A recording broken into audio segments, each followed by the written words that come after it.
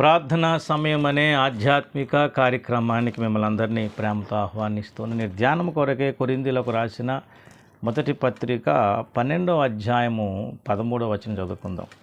ఎలాగనగా యూదులమైనను Greece దేశస్థులమైనను దాసులమైనను స్వతంత్రులమైనను మనమందరం ఒక్క శరీరములోనికి ఒక్క ఆత్మయందే బాప్తిసం పొందితిమి. మనమందరం ఒక్క ఆత్మను పానము చేసిన వారమైతిమి. ప్రభునందు ప్రియ దేవుని బిడ్డలారా, చదివిన ఈ లేఖన భాగంలో ఉండి ఒక విషయాన్ని మనం తెలుసుకోవడానికి ఈ మాట చదివాను. ఒక్క ఆత్మయందే బాప్తిసం పొందుతుమి. ఈరోజు పరిశుద్ధాత్మ బాప్తిసం గురించి రకరకాల అభిప్రాయాలు కలిగి ఉన్నాయి. అయితే అసలు పరిశుద్ధాత్మ బాప్తిసం అంటే ఏమిటి అనే విషయాన్ని మనం గ్రహించడానికి ఈ మాట చదివాను. దేవుని బిడ్డలారా, పరిశుద్ధాత్మ బాప్తిసం అనేది ఒక వ్యక్తి రక్షణ పొందినప్పుడు క్రీస్తు శరీరంలో చేర్చబడటం. అపోస్తల కార్యాలు 2:41 చూడండి. కాబట్టి అతని వాక్యం అంగీకరించిన వారు బాప్తిసం పొందిరి. ఆ దినమున ఇంచుమించు 3,000 మంది చేర్చబడిరి. ఎక్కడికి? క్రీస్తు శరీరములోనికి. ఏమండి, బాప్తిసం పొందిన వారు ఎక్కడికి చేర్చబడ్డారు? ఏమంటున్నారు? కాబట్టి అతని వాక్యం అంగీకరించిన వారు బాప్తిసం పొందిరి. ఆ దినమున ఇంచుమించు 3,000 మంది చేర్చబడ్డారు. అంటే క్రీస్తు శరీరములోనికి అంటుకట్టబడటం, చేర్చబడటం అనేది జరగటమే పరిశుద్ధాత్మ బాప్తిసం. అయితే కొంతమంది పరిశుద్ధాత్మ బాప్తిసం అంటే వరాలు కలిగి ఉండాలి కదా, అంటే కృపవరం, అంటే అన్య భాషలన్నీ, ప్రవచన వరం అని ఇట్లాగా పెంతుకొస్తు వారు అనటం మనం గమనిస్తాం. కానీ ఆ అనుభవం వేరు, ఈ అనుభవం వేరు.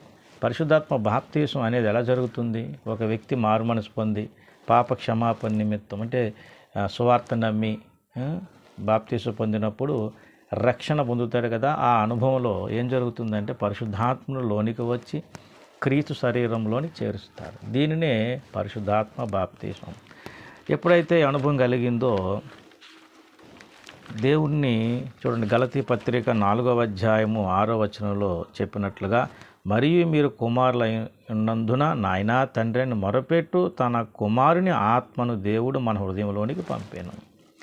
అప్పటి నుంచి ఏం చేస్తారు? నాయనా తండ్రిని మొరపెడతారు. ఎందుకంటే కుమారుని ఆత్మను దేవుడు మన హృదయంలోనికి పంపాను. అంటే హృదయంలోనికి పరిశుద్ధాత్మ దేవుడు వస్తాడు, ఆయన క్రీస్తు శరీరంలోనికి చేర్చుతాడన్నమాట. దీనినే పరిశుద్ధాత్మ బాప్తిసం అంటారు.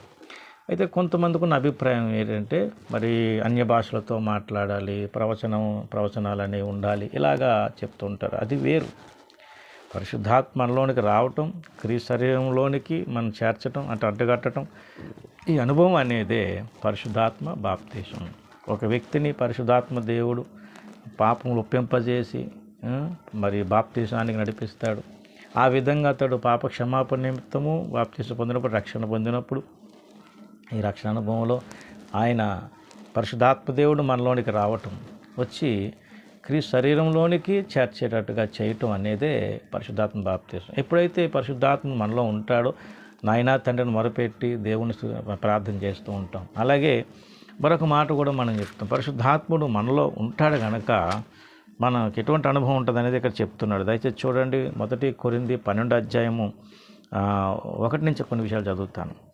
మరియు సహోదరులారా, ఆత్మ సంబంధమైన వరమును గూర్చి మీకు తెలియకుండా నాకు ఇష్టం లేదు.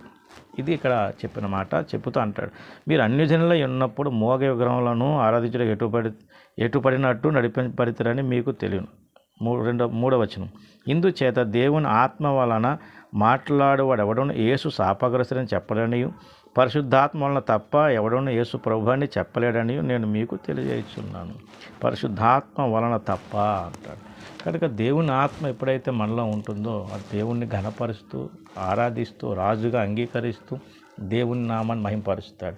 పరిశుద్ధాత్మ మనలో ఉండబట్టే అనుభవం జరుగుతుంది. ఈ పరిశుద్ధాత్మ మనలో ఉండటం, క్రీస్తు శరీరంలోనికి చేర్చబడటం అనేది, అంటే అపోస్తలుగా 2:41 ప్రకారంగా చేర్చబడటం అనే అనుభవం అనేది పరిశుద్ధాత్మ బాప్తిసం. కనుక ఈ పరిశుద్ధాత్మ బాప్తిసం ఉన్నటువంటి కొన్ని అభిప్రాయాలు సరిచేసుకోవాలి. ఏమండి, పరిశుద్ధాత్మ బాప్తిసం అంటే ఒక వ్యక్తి రక్షణ పొందినప్పుడు జరిగే అనుభవం ఏంటి? పరిశుద్ధాత్మ మన హృదయంలో రావటం, ఏమండి, క్రీస్తు శరీరంలో చేర్చబడటం, అంటుకట్టబడటం, ఈ అనుభవాలు మనలో జరగటం అనేదే పరిశుద్ధాత్మ బాప్తిసం. అతడు మారు మనసు పొంది నీటి బాప్తిసం పొందిట్లో జరుగుతున్న అనుభవం. కాబట్టి ఈ పరిశుద్ధాత్మ బాప్తిసాన్ని అర్థం చేసుకోగలిగితే దాన్ని బట్టి దేవుణ్ణి గణపరచట్లు ఇంకా ముందుకు సాగగలుగుతాం. కనుక దేవుని బిడ్డలారా గమనించండి, పరిశుద్ధాత్మ బాప్తీసం అనేది రక్షణ పొందినప్పుడు జరుగుతున్న అనుభవం ఏమండి. కాబట్టి ఈ అనుభవాన్ని గ్రహించడం ద్వారా దేవుని ఘనపరచు ద్వారా ఇంకా ఆత్మలో వర్ధిల్లుతాం. కనుక ఈ చిన్న సందేశం ద్వారా చిన్న చిన్న అభిప్రాయాలు ఉన్నాయి, సంఘాలు రకరకాల అపోహల అభిప్రాయాలు ఉన్నాయి. దాన్ని క్లియర్గా మనం తెలుసుకోవాలి, స్పష్టంగా ఏమండి, స్పష్టంగా తెలుసుకోవాలి. అలా తెలుసుకున్నప్పుడు దేవుని యొక్క నామం ఇంకా ఘనపరిచేవారం అవుతాం. కాబట్టి ఈ చిన్న తలంపు మీతో పంచుకుంటున్నాను, గమనించండి. పరిశుద్ధాత్మ బాప్తీసం అంటే అన్య భాషలతో మాట్లాడాలి, అన్ని భాషలు మాట్లాడాలి, ప్రవచనం చెప్పాలి అనేది కాదు. పరిశుద్ధాత్ముడు మనలోనికి వస్తాడు ఏమండి. ఆయన మనలోకి వచ్చినప్పుడు మనము నాయనా తండ్రిని దేవుణ్ణి మొరపెడుతుంటాము. అలాగే మరి దేవుని ఘనపరచుటలో ఆయన రాజుని అంగీకరించి ఆరాధిస్తాము ఏమండి. యేసయ్యను ఘనపరుస్తాము, ఆయన నామను మహింపరుస్తాము. కాబట్టి పరిశుద్ధాత్మ బాప్తీసం అనేది రక్షణ ద్వారా మనలో జరిగేటువంటి కార్యము, ఆయన మనలోనికి రావటం అనే అనుభవం. కనుక ఈ చిన్న సందేశం ద్వారా ఈ చిన్న చిన్న అపోహలన్నీ తొలగించుకొని రక్షణ ఆనందంలో ముందుకు సాగుతాం. దేవుడి కృప మీకు నాకు అందరికీ దయచేయను గాక. ఆమేన్. ప్రార్థన. పరిశుద్ధుడా, ఈ సందేశం అందరిలోని ఫలింపజేసి మహిమ ఘనత ప్రభావం మీరే పొందమని యేసు పరిశుద్ధ నామముని ప్రార్థనగా వేడుకుంటున్నాను తండ్రి. ఆమేన్. అందరికీ వందనములు. దేవుని దీవించి ఆస్వాదించును గాక. ఆమేన్.